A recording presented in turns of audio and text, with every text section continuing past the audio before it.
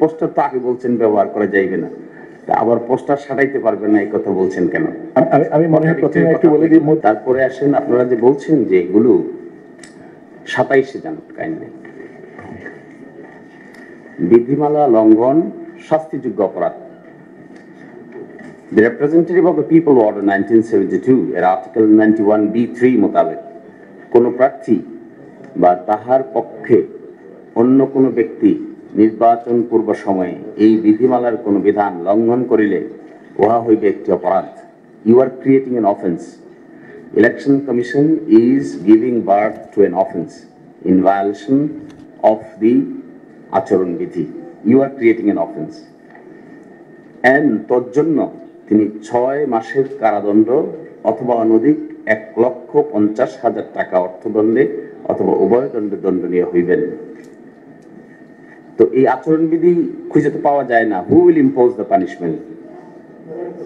Wire? আপনার এই আচরণবিধি তো নাই কোথাও। ওইটা বলতে হয়তো কোর্টটা কে নির্ধারণ করবে? Who will determine the forum?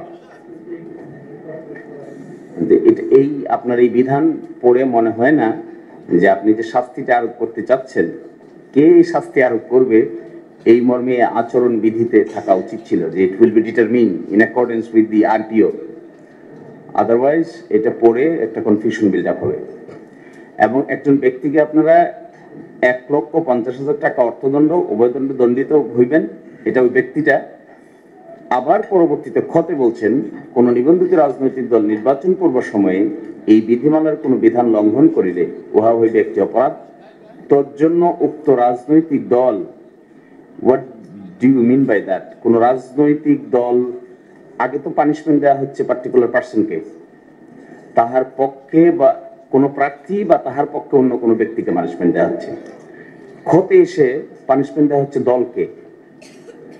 তা হাউ উইল ইউ ডিটারমিন যে ঘটনাটা ঘটবে একজন ব্যক্তি ভায়োলেট করবে? Suppose I as a candidate violated your rules, I have been imposed punishment for 6 months, and at the same time my party will be punished for 1,50,000. এটা মনে হচ্ছে তো it's not clear. What you are saying is not sufficiently clear. তাহলে আমার এই অপরাধের জন্য আমি will be একবার punished, my party will be other way around punished. আর না হলে পার্টির এন্টিটি কিভাবে পানিশমেন্ট দেওয়া হবে আলাদা করে পার্টি?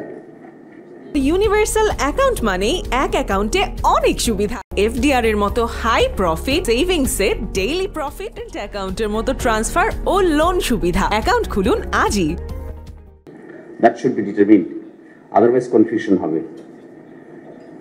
এরপরে এই যে কমপ্লেনটা, আমরা যে কমপ্লেন করব বলছেন ইন ভায়োলেশন, নির্বাচনী ইশতেহার পাঠ আচরণবিধি প্রতিপালনের ঘোষণা করব এবং তারপরে আমরা যে কমপ্লেন করব, কমপ্লেনটা নির্বাচন পূর্ব অনিয়ম 26-এ বলতেছেন এই বিধিমালার যে কোনো বিধানের লঙ্ঘন নির্বাচন পূর্ব অনিয়ম হিসেবে গণ্য হইবে এবং উক্তরূপ অনিয়মের দ্বারা সংক্ষুব্ধ ব্যক্তি বা নিবন্ধিত রাজনৈতিক দল প্রতিকার চাহিয়া নির্বাচনী তদন্ত কমিটি বা কমিশনের নিকট দরখাস্ত পেশ করিতে পারিবে। এবং তার ডিসপোজাল কি হবে, কতক্ষণের মধ্যে ডিসপোজাল করবে? Very quick done, things will be quickly done, every moment এখানে ইম্পর্টেন্ট হবে। আমি এখন গিয়ে দেখতে পেলাম আমার ইলেকশন ভায়োলেশন হচ্ছে এক জায়গায়, আমি আপনাকে কমপ্লেন দিলাম, আপনাদের বাধ্যবাধকতা থাকা উচিত so quickly you will dispose of this, otherwise আপনাদের সামনে তো কোনো ইয়ারস্টিক নাই। আমি কমপ্লেন দিয়ে বসে থাকবো, আপনারা ডিসপোজ করবেন না, আমার আর কিছু করার থাকবে না। সুতরাং you should have a time limit, time frame, যে এত ঘন্টার মধ্যে এত সময়ের ভিতরে আপনারা এগুলো ডিসপোজ করবেন। এখানে একটা ইনক্যাপাসিটির প্রশ্ন দাঁড়াইতে পারে, রাষ্ট্র ওয়াইজ, সারা দেশ ওয়াইজ হবে, কমপ্লেন শত শত পড়তে পারে। এই শত শত কমপ্লেন ডিসপোজালের সময়সীমা নির্ধারণ করা উচিত।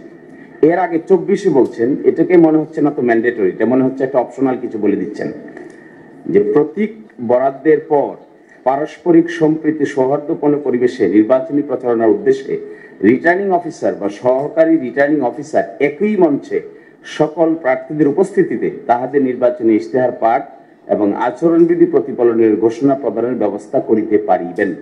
Do you mean this is mandatory? or এক জায়গায় করবে এক জায়গায় করবে না এরকম,